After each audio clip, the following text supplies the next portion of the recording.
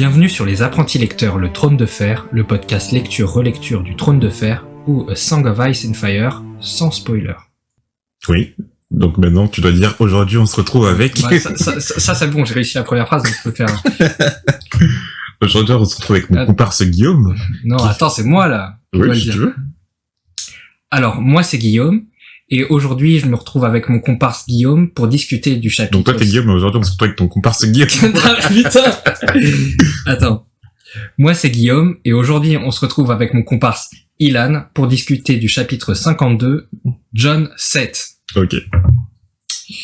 Donc aujourd'hui je me fais un petit plaisir, c'est moi qui c'est moi qui ai fait la petite intro, mais bon, ça n'enlève pas que c'est quand même moi qui vais faire le résumé. Alors, comme on l'a dit, on se retrouve dans un chapitre de Jon après la découverte du cadavre de Hottor et Jaffer Flowers. C'était deux patrouilleurs partis en expédition avec Benjen Stark.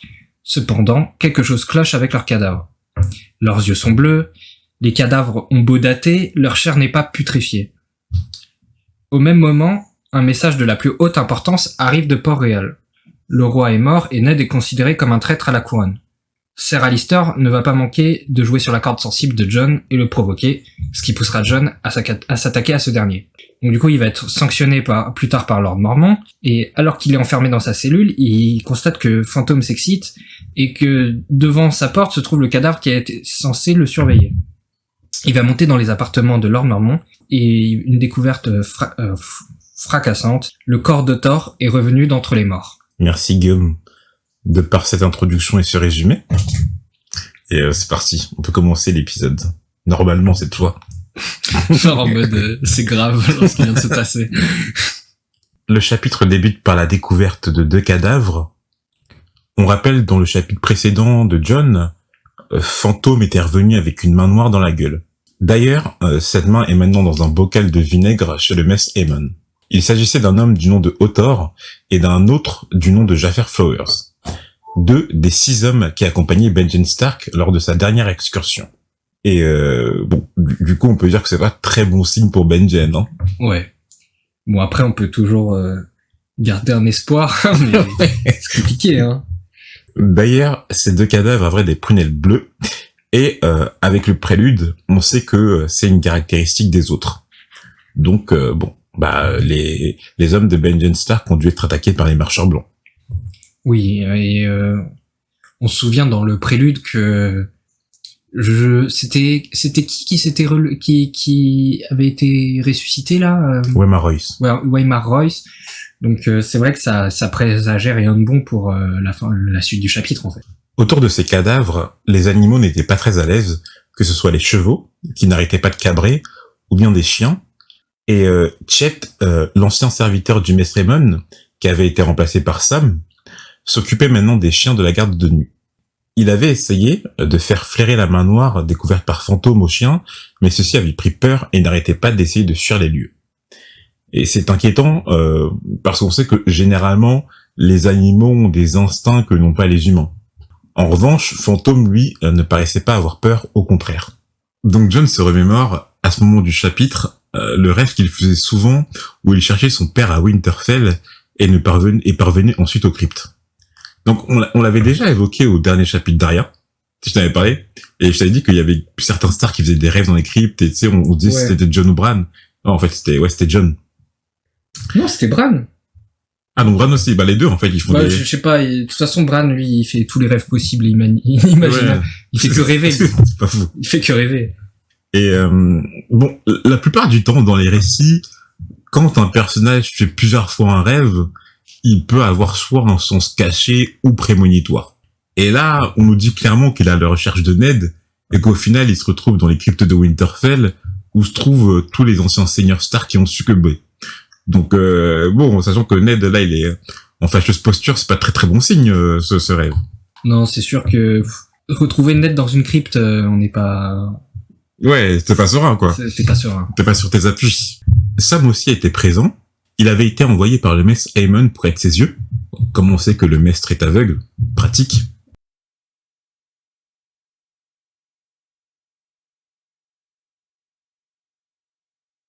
Jeor Mormont est en colère car, d'une part, ces hommes ont été massacrés tout près du mur, et d'autre part, Hathor portait un corps de chasse qu'il aurait potentiellement fait sonner en cas d'attaque. Mais Jeremy Riker, le chef des patrouilleurs par intérim en l'absence de Benjen Stark, se défend. Les patrouilleurs n'ont rien entendu, et de plus, c'est par l'ordre de ce même Jeor Mormont qu'ils font moins d'excursions que par le passé, depuis la disparition de Benjen. À première vue, pour les hommes de la garde de nuit, ces hommes auraient été tués par coups de hache. Peut-être les assassins étaient-ils les sauvageons de Mance Rider, ou peut-être pire, mais personne n'osait le dire. Enfin, les autres, du coup, mais qui avaient disparu il y a 8000 ans.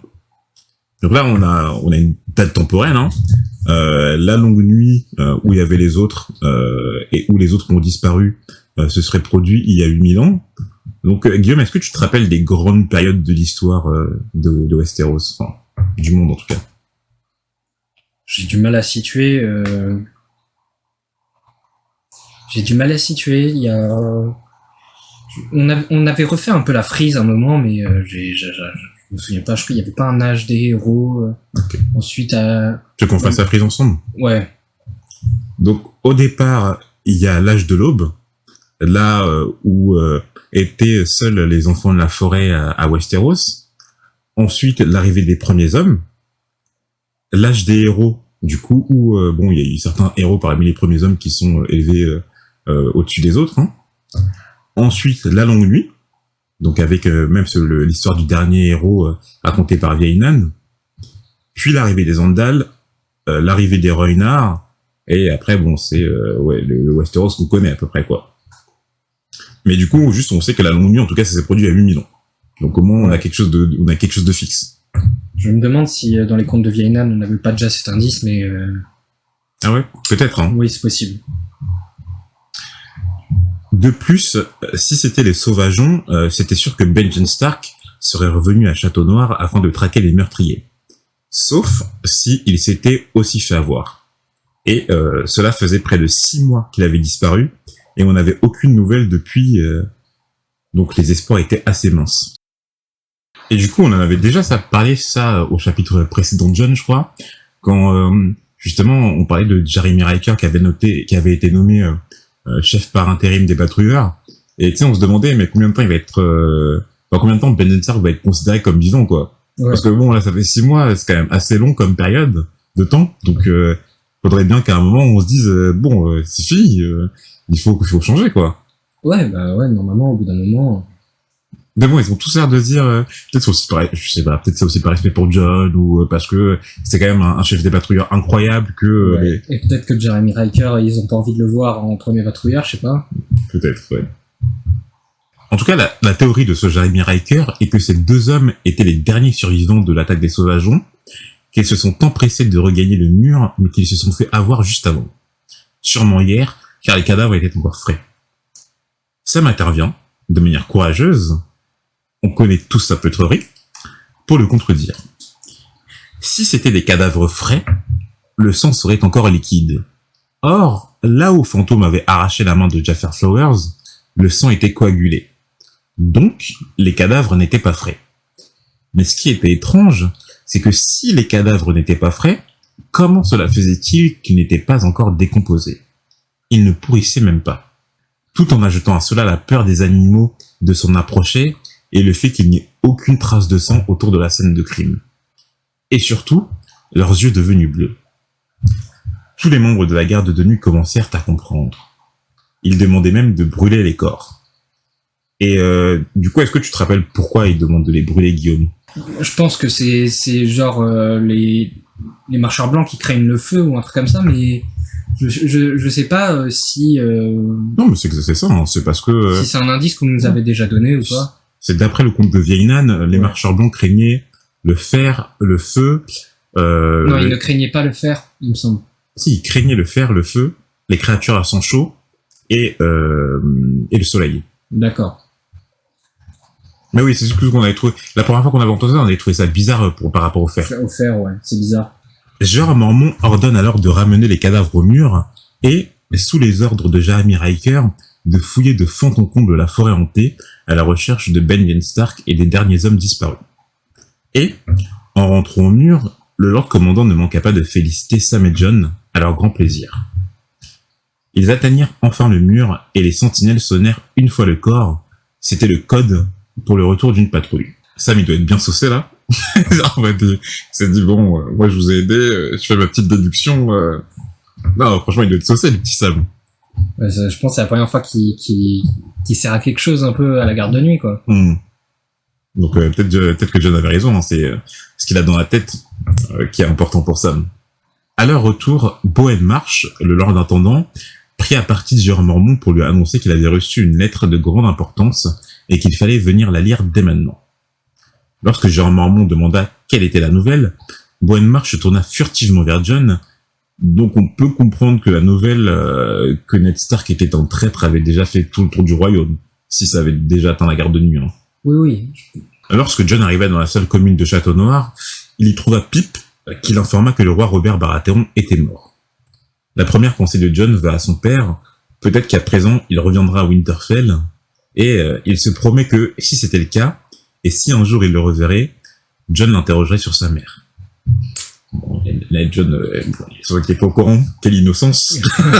C'est vrai que là, Ned il pourrit dans un cachot, on ne sait où. Mais là, si seulement... Ouais. John alla ensuite dans les appartements du Lord Commandant qu'il avait convoqué. À son arrivée, Jérôme Mormont lui demanda 2 coupes de vin, une pour lui et une pour John. John s'attendait à quelque chose de grave, mais faisait tout pour repousser l'échéance. Il n'a pas été déçu.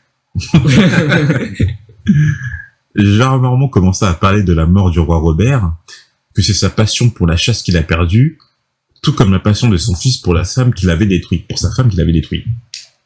C'est à cause de cela qu'il avait vendu des braconniers. Donc, alors, je sais plus si ça avait déjà été confirmé que Jorah Mormont était le fils de Jérôme Mormont. Je crois pas que ça ait été confirmé, mais... Bon, en tout cas, c'est dit là. Ouais, là, c'est dit... Donc, on rappelle, hein, Jorah Mormont, c'est le chevalier qui accompagne Daenerys en ce moment. Bon, si vous nous écoutez, si vous êtes à cet épisode, vous savez qui est Jorah Mormont, on suppose... Ouais. Donc on n'ira pas plus loin. On savait qu'il avait vendu des braconniers, mais là on a un indice sur pourquoi il a vendu des braconniers. C'est parce que donc on savait que il avait été exilé, qu'il s'était exilé pour éviter la sentence de Ned Stark après avoir vendu des braconniers. Ça on le savait. Mais ce qu'on savait pas, c'est que que il y a une femme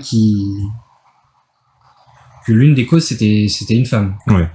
Pour sa femme. Hein. Du coup, est-ce que à présent il est encore marié, ça on sait pas. Je sais pas non plus où est sa femme, mais du coup, ouais, ça serait à cause d'elle qu'il aurait vendu ses braconniers. Après, la raison, c'est pas plus explicité que ça, mais ouais. Et sans passer par 4 chemins, Jérôme Mormont déclare ensuite à John que Eddard Stark est en prison, car il a été accusé de trahison. Il aurait comploté avec les frères de Robert, Stannis et Renly, afin d'écarter Joffrey du trône. Cela ne pouvait être vrai, du point de vue de John, jamais son père ne se déshonorerait. Excepté, encore et toujours, qu'il avait engendré un bâtard. Toujours, hein. C'est drôle parce qu'à chaque fois que John essaye de défendre son père, à chaque fois il y a une petite voix qui lui dit « Oui, mais toi t'es quand même un bâtard, quoi. » Cette petite voix qui revient à chaque fois, ouais, elle lui fout un peu le bourdon. Hein. Jérôme Mormont promet d'envoyer une lettre à la capitale pour essayer de faire endosser le noir à Eddard Stark, afin qu'il puisse être accueilli à la garde de nuit. Mais en se rappelant de la personnalité de Joffrey, John n'était pas tellement rassuré.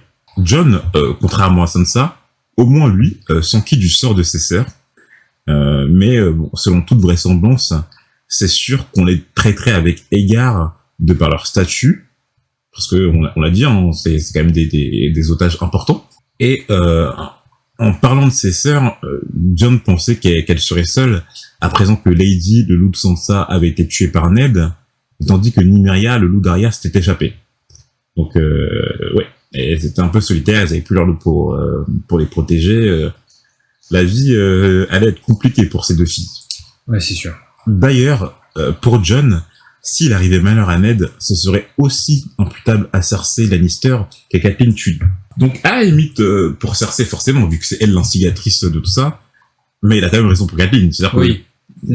Catelyn, clairement, elle fait des choix de vie elle a déconné questionnables, hein, très questionnables. Ouais. Parce que, ouais, non, mais Katen, elle a déconné fort. Ah oui, genre ses choix, c'est pas carré du tout. Pas carré du tout. Parce que là, on se dit, franchement, parce que quand Kathleen va apprendre la nouvelle, elle peut se dire que oui, bah, c'est pas ma faute, c'est parce que j'ai arrêté sur Lannister que l'enchaînement s'est fait. Alors qu'en fait, c'est pas tellement ça. Hein. Je veux dire, c'est la faute de Ned, en vérité. Oui. Oui, aussi, il s'est mis dans la merde. Bah, c'est un peu des deux, en vrai. Franchement, c'est la faute de leurs parents, là. Les deux, Ned, pour avoir parlé à Cersei, parce que s'il avait rien dit, Cersei, elle aurait jamais fait tout ça, quoi. Bah, on sait toujours pas si Robert était condamné. Oui, mais ce que je veux dire, c'est qu'elle aurait pas fait emprisonner Ned. Ouais. Ou Ned, en tout cas, s'il avait rangé en secret, s'il avait contacté Stannis Baratheon, tu vois, parce que Cersei, elle a fait surveiller Ned et elle a fait emprisonner parce qu'elle savait que Ned savait. Mais si Ned avait agi en secret, si elle avait contacté Stannis Baratheon sans que personne ne le sache, en vérité... Et Ned aussi a refusé l'offre de Renly et a préféré faire confiance à Littlefinger. Un terrible choix aussi. Donc, ouais. Là, franchement, faire confiance à Littlefinger, c'est tellement débile. Donc, pour le coup... Donc, c'est aussi imputable à Cersei qu'à Kathleen Kennedy. Hein. Bon, après, c'est de la faute de Cersei. On va pas... Voilà, mais...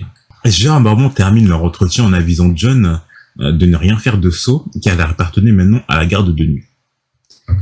En se rendant dans la salle commune, Jon, visé par tous les regards, se rendit compte que que l'anti-garde de nuit était au courant des accusations portées contre son père, du simple cuisinier Hop Trois Doigts à ses camarades. Mais quand Alistair Thorne le nargua de ne pas être qu'un simple bâtard, mais un bâtard de traître. Là, il a vu rouge. Et bon, il a attaqué Alistair Thorne avec un poignard. Ouais, il allait le planter là. Et heureusement que ses amis étaient là pour le retenir. Donc le Lord Commandant consigna... Il aurait été pendu direct s'il l'avait, je pense. Hein. En vrai, je pense. Hein. Ouais, j'avoue, je pense. Le Lord Commandant le consigna alors dans une cellule de la tour de commanderie, avec pour seule compagnie son loup fantôme. Jon fut réveillé par les grognements ainsi que les grattements à la porte de son loup. Quelque chose clochait. Fantôme était généralement d'une nature calme. De plus, Jon avait plus froid qu'à l'accoutumée, et il voulut savoir ce qu'il se passait au dehors. En ouvrant la porte, il découvrit que le garde de sa cellule était mort, à plat ventre, sa tête retournée à l'envers. Jon entendit du bruit venant des appartements de Lord Mormont. Il prit alors l'épée du garde mort et avança doucement vers la loggia du Lord Commandant. En s'approchant des quartiers, il entendit le corbeau de Mormont coincer « Gra, gra, gra ». J'espère que mon imitation est acceptable. Je pense que c'est exactement ça. Et vit des mains noires. Et vit la cause de tout ce bruit. Une silhouette vêtue de noir avec des yeux d'un bleu glacé et des mains noires. C'était la cause de ce bruit, en tout cas. Jon essaya de le trancher pendant que Fantôme attaquait la silhouette, mais l'arme n'avait pas l'air d'avoir d'effet sur celui-ci. Le bras avait bien... Ils craignent pas tant le faire que ça, du coup. Ouais. Le bras avait bien été coupé, mais il persistait à bouger. Et c'est en regardant attentivement la silhouette que Jon reconnut Hathor, qu'il venait justement de ramener ce matin. Mais Jon n'eut pas le temps de réfléchir, car une lutte sans merci s'engagea entre le corps insensible et invincible contre lui. Heureusement que Fantôme était là pour le libérer de l'étreinte de cette silhouette. C'est à ce moment-là que Gérard Mormont apparut sur le pas de la porte, une lampe à huile à la main, et Jon, par réflexe plus qu'autre chose, prit la lampe, la projeta contre le rideau, et c'est sur l'embrasement du cadavre que le chapitre se conclut. Donc du coup, qu'est-ce qu'on peut en déduire de cette fin de chapitre ? Premièrement bon du coup par rapport aux faiblesses des autres là, des marcheurs blancs. Donc le faire, comme tu dis, ça paraît, ça va être une connerie, peut-être que c'est quelque chose qui a été rapporté par les rumeurs, par les contes, etc. Et en fait c'est faux, on vient de voir que c'est faux. Par contre le feu, ça a l'air d'être vrai. Pourtant, dans Pokémon, acier, c'est une faiblesse de type glace. Hein, c'est vrai. Et donc du coup, on connaît une des faiblesses des marcheurs blancs. Enfin, des autres, plutôt. Parce qu'il y a une différence entre les marcheurs blancs et les autres. Hein. Deuxièmement, que c'est pas parce qu'ils ont l'air morts qu'ils le sont en vérité. Mais alors du coup, est-ce que cet autre a fait exprès ? Ou est-ce que, je sais pas, il était dans un état d'inconscience Ouais, ce qui est bizarre, c'est qu'il est quand même... Enfin, je sais pas où était entreposé le cadavre, mais il est allé jusqu'aux appartements de Lord Mormon, spécifiquement, tu vois. Ouais. Donc est-ce qu'ils sont intelligents? Est-ce qu'ils ont une volonté propre? Bah quand même, parce que si il avait voulu attaquer la personne la plus proche, bon, il a attaqué le garde devant la chambre de John. Pourquoi il est pas rentré dans la chambre de John qui, tu vois, s'il voulait rentrer dans une chambre et... mais elle était fermée à clé, ça. Ah non, elle était pas fermée à clé vu que John est sorti comme ça. Ouais, c'est vrai que c'est bizarre pourquoi il est pas rentré. Peut-être qu'il savait pas que John était présent aussi à l'intérieur. Hein. Mais il est monté directement dans la chambre de Mormon. Non, mais c'est vrai que ça paraît étrange. Donc c'est vrai que ça fait supposer qu'ils ont quand même une certaine intelligence, une certaine volonté. Après, mais après, moi, ce que je suis curieux, c'est que pourquoi il se réveillait que maintenant, tu vois? Est-ce qu'il s'est réveillé parce que il attendait que tout le monde dorme? Ouais. Après, on sait aussi que les autres craignent le soleil. Donc peut-être qu'il se réveille la nuit, ouais. Comme les titans dans... Ouais. non, c'est l'inverse des titans. Oui, c'est l'inverse des titans dans Shingeki. Mais... Donc, ouais, que de mystère. Ouais.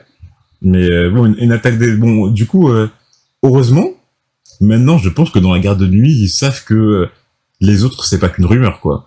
Qu'ils existent vraiment. Bah là, en plus, c'est Lord Mormon, personne qui l'a vu. Ouais, donc... Personne ira questionner son bon jugement, quoi.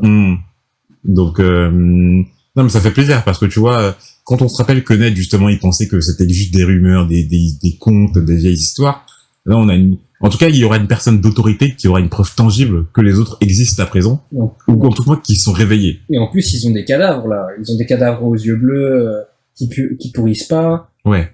Donc, je sais pas, ils peuvent le mettre dans une boîte, un colissimo à Port-Réal, tu vois. Pour le prouver. Et pour dire, mais pour dire quoi? Pour dire qu'on a besoin de plus d'hommes à la garde de nuit. Bah oui, que là, faut arrêter d'essayer de préparer des guerres internes et faut aller se battre contre des putains de morts-vivants, quoi. Ouais. Mais après, ils connaissent pas leur effectif, hein. Enfin, je veux dire, les morts-vivants. Et après, bon, ça fait aussi écho au rêve de Bran, qui avait vu quelque chose dans son rêve, là, par-delà le mur, quelque chose d'assez effrayant et... Ouais. Mais bon, moi, peu importe effectif, quand on me dit qu'il y a des morts-vivants qui apparaissent, qui pop dans le nord, moi, je fais les frères, ça va pas, là. Enfin voilà, on a terminé pour ce chapitre. On espère que vous avez apprécié, notre épisode. Si vous pouvez continuer l'aventure avec nous, on nous répond souvent sur les réseaux sociaux. Et si vous nous avez apprécié, vous pouvez commenter et aimer sur Apple Podcast ou sur les autres sites de podcast. À bientôt. À bientôt.